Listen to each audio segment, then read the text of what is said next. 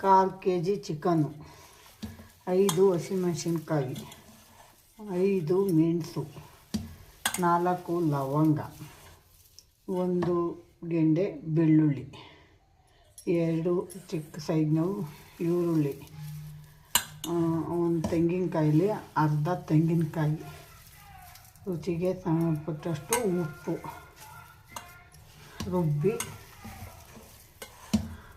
ಅಷ್ಟೇ. 1 ಮೊಟ್ಟೆ, 1 ಕಪ್ ಕಡಲೆ,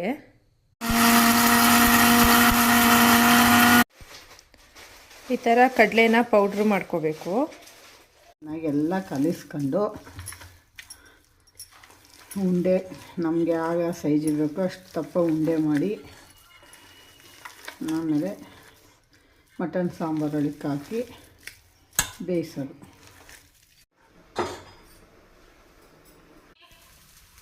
ನೋಡಿ ತುಂಬ ಚೆನ್ನಾಗಿ ಬೇಯ್ತಿದೆ, ಒಂದು ಉಂಡೆನೂ ಸಹ ಒಡೆದೋಗಿಲ್ಲ, ತುಂಬಾ ಟೇಸ್ಟಿಯಾಗಿ ಬರುತ್ತೆ.